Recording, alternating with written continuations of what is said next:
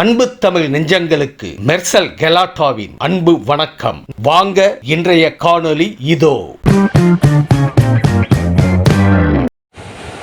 அமைச்சர்கள் பதில் சொல்கிற போது திராவிட முன்னேற்ற கழகத்தை பற்றியும் திமுக தலைவரை பற்றியும் அவர்களுக்கு என்ன மனதில் பட்டதோ அதை சொல்கிறார்கள். நீங்கள் அது தவறு என்று சொல்லி நீக்குகிறீர்கள். ஆனால் நேரடியாக லைவ் போய் கொண்டிருக்கிறது. அந்த காலத்தில் லைவ் நேரடியாக கண்ட்ரோலில் இருக்கும், பத்திரிகைலாம் வராது. நீங்கள் நீக்கலாம் பத்திரிகைகள் தான் வராது.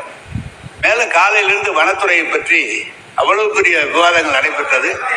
வனத்துறை அமைச்சர் அப்போது வாயை துறக்கவில்லை. சம்பந்தமே பண்ணால் பெரிய இருக்கிற எங்களை விட சீனியர் செங்கோட்டையன் எனக்கு முன்னால் சட்டமன்றத்தில் வந்தவர். அவருடைய துறையிலே அவர் தலைவருடைய பெயரை சொல்லி இப்படி எல்லாம் பேசுவது என்ன நியாயம்? அப்படி பேசுகிற போது மீண்டும் வீரர்களும் பேசினால் நீங்கள் சபையை எப்படி நடத்த முடியும் என்பதை தெரிவிக்க. உங்க தலைவரோட பேரை மென்ஷன் பண்ணி பேசுனது தவறு தான். அவர் சார்பா நான் சாரி கேட்டேன்.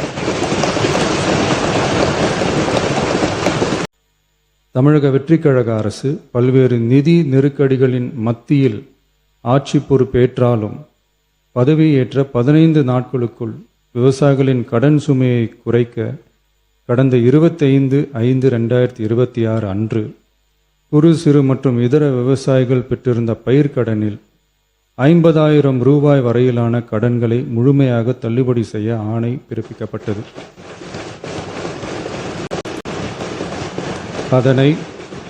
அதனைத் தொடர்ந்து மாநிலம் முழுவதும் பல்வேறு விவசாய அமைப்புகளிடமிருந்து பெறப்பட்ட பயிர்க்கடன் தள்ளுபடி தொடர்பான கோரிக்கைகளை கனிவுடன் பரிசீலித்து நிதி நெருக்கடியான சூழ்நிலையிலும் விவசாயிகளின் நலனை பாதுகாக்க வேண்டியதன் அவசியத்தை மட்டும் கருத்தில் கொண்டு குறு சிறு மற்றும் இதர பெரு விவசாயிகளுக்கு 50,000 ரூபாய் வரை முழு தள்ளுபடி செய்ய அறிவிக்கப்பட்டதை உயர்த்தி ரூபாய் 75,000 வரை கடன் பெற்றவர்களுக்கு முழு தொகையையும்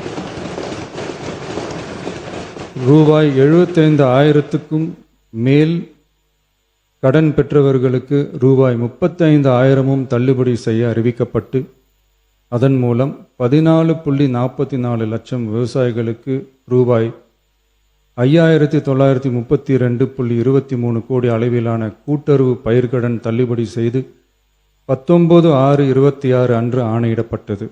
இதில் 31/7/2026 வரை ரூபாய் 5,267 கோடி விடுவிக்கப்பட்டு 13.34 லட்சம் விவசாயிகளின் கணக்கில் வரவும் வைக்கப்பட்டுள்ளது.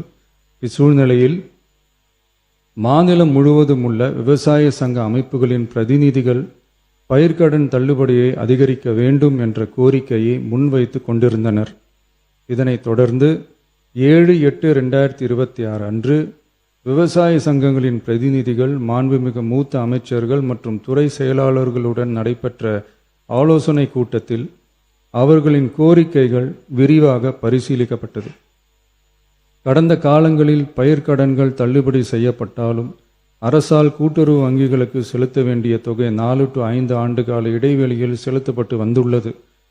2021 ஆண்டில் பயிர்க்கடன் தள்ளுபடி செய்யப்பட்ட தொகை 2021 முதல் 26 வரையான காலத்தில் அரசால் 12 தவணைகளாக கூட்டுறவு வங்கிகளுக்கு செலுத்தப்பட்டுள்ளது. ஆனால் அந்த கால அவகாசம் நமது அரசுக்கு தற்போது இல்லை. இந்திய ரிசர்வ் வங்கியின் 28/11/2025 தேதியிட்ட கடிதத்தில் அரசு கடன் தள்ளுபடி திட்டங்களுக்கான செயல்பாட்டு நடைமுறைகளின்படி பயிர்க்கடன் தள்ளுபடிக்கான முழு தொகையையும் அரசானது 45 முதல் 60 நாட்களுக்குள் கூட்டுறவு வங்கிகளுக்கு முழுமையாக செலுத்த வேண்டும் என்ற வழிமுறை நடைமுறையில் வந்துள்ளது.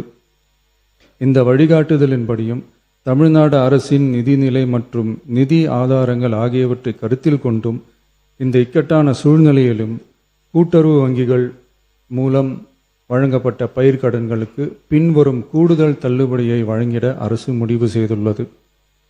75,000 ரூபாய் வரை பெற்றுள்ள பயிர்க்கடன்கள் 100% முழுமையாகவும், 75,000 ரூபாய் முதல் 1 லட்சம் ரூபாய் வரை பெற்றுள்ள பயிர்க்கடன்களுக்கு அதிகபட்சமாக 75,000 ரூபாய் வரையும், 1 லட்சம் ரூபாய்க்கு மேல் பெற்றுள்ள பயிர்க்கடன்களுக்கு அதிகபட்சமாக 35,000 ரூபாய் வரையும் தள்ளுபடி வழங்கப்படும். இதன் மூலம் 75,000 ரூபாய் முதல் 1,00,000 ரூபாய் வரை பயிர்க்கடன் பெற்றுள்ள 2,38,264 விவசாயிகளுக்கு தலா 75,000 ரூபாய் வரை தள்ளுபடி வழங்கப்படும். இதனால் ஏற்கனவே பெற்ற தள்ளுபடி தொகைக்கு மேலாக 40,000 ரூபாய் வரை கூடுதல் தள்ளுபடி பெறும் வாய்ப்பு ஏற்படும்.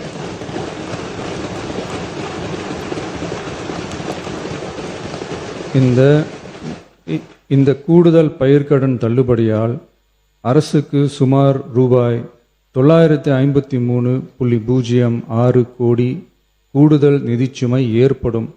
இருந்தாலும் தமிழக விவசாயிகளின் நலனில்தான் நமது நலன் உள்ளது என்று கருதி சுமார்